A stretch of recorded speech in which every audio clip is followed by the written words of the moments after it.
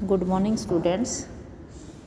बेटा मैं डॉक्टर बबीता यादव, सह आचार्य भूगोल विभाग, राजकीय लाल बहादुर शास्त्री महाविद्यालय कोटपुतली से हूँ। मैं आज आपको बीए पार्ट थर्ड का जो पेपर सेकंड चलता है भारत का भूगोल, उसका एक टॉपिक करवाने जा रही हूँ और वो टॉपिक है प्रादेशिकरण और प्रादेशिक आयोजना, रीजनलाइजेशन एंड रीजनल प्लानिंग। सबसे पहले प्रदेश क्या है इसको समझना होगा बेटा। प्रदेश वैसे मोटे तौर पर कहें तो हम विशाल क्षेत्र को प्रदेश कह देते हैं, किंतु अकेला विशाल क्षेत्र कैसा है? वो विशाल क्षेत्र जिसका अपना भौगोलिक पृष्ठभूमि हो, भौगोलिक एरिया हो।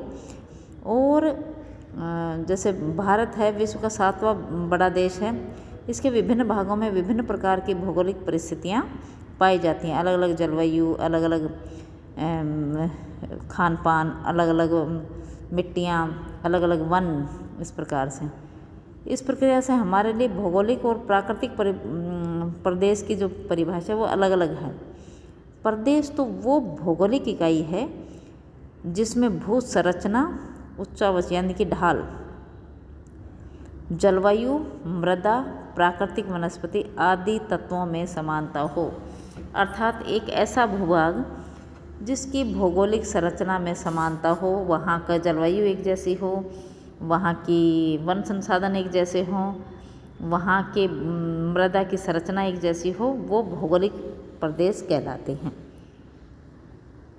अब आता है इन विशिष्ट प्राकृतिक तत्वों में एक रूपता होता है, तो इसका परिणाम क्या होता है कि उस पर्टिकुलर एरिया में एक जैसे कृषि, पशुपालन, निर्माण उद्योग और वहाँ की जनसंख्या और जो सारे सांस्कृतिक परिस्थितियाँ हैं वो भी विशिष्ट हो जाती हैं।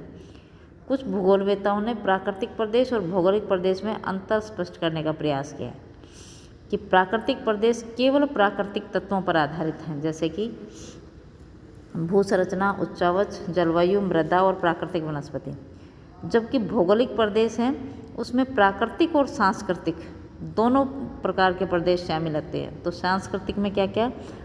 इसमें कृषि, पशुपालन, निर्माण उद्योग, जनसंख्या, वहाँ के रीति रिवाज, ये सब। यानी कि भौगोलिक प्रदेश है वो ज़्यादा वाइड एरिया है और प्राकृतिक प्रदेश है उसमें केवल प्राकृतिक तत्वों के आधार पर एक प्रदेश में समानता दृष्टिगोचर होती है।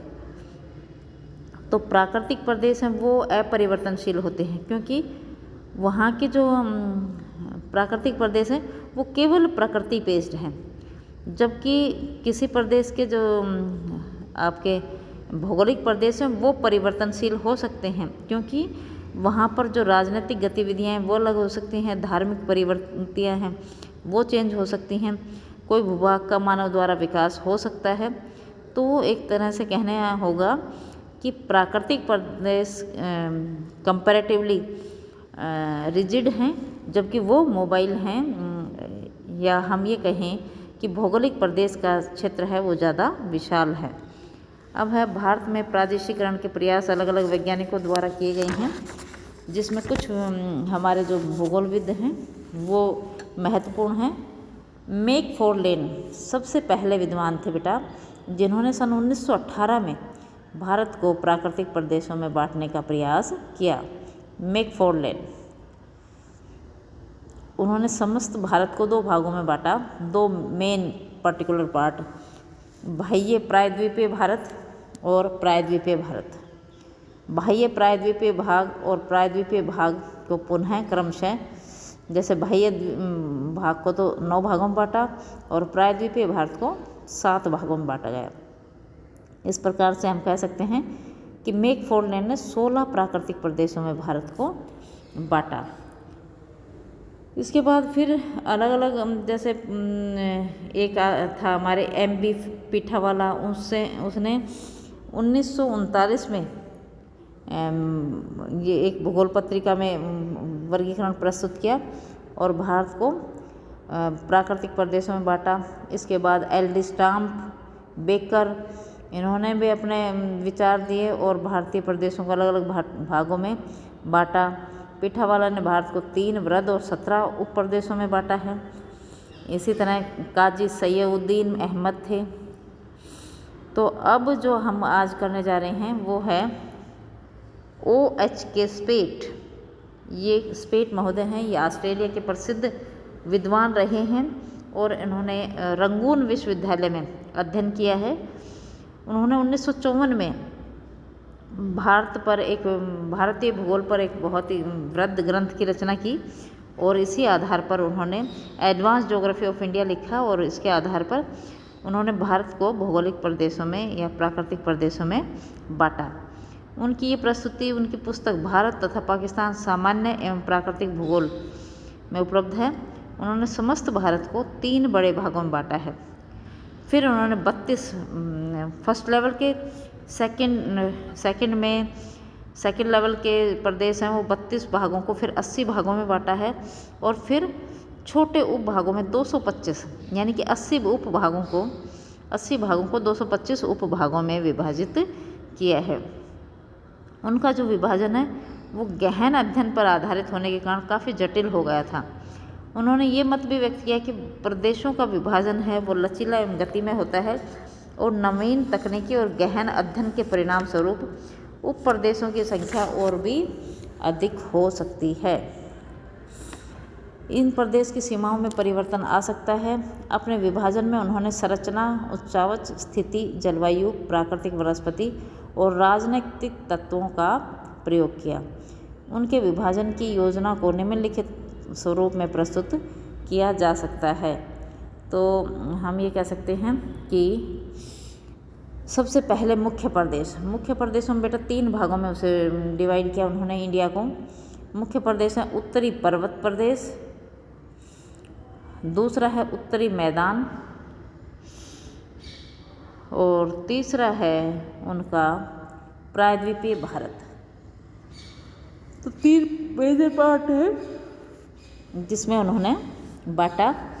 अब आता है अपने जो मेजर रीजन हैं वो तो 3 हैं, उत्तरी भारत, उत्तरी पर्वत, उत्तरी मैदान और प्रायद्वीपीय भारत। अब आता है जैसे उत्तरी पर्वतीय प्रदेश है उसे 5 भागों में बांटा है।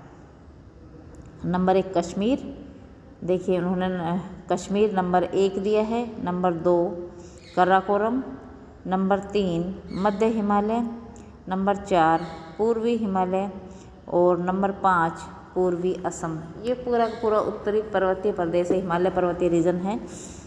कश्मीर, काराकोरम, मध्य हिमालय, फिर पूर्वी हिमालय और ये फिर साउथ का है वो पूर्वी असम।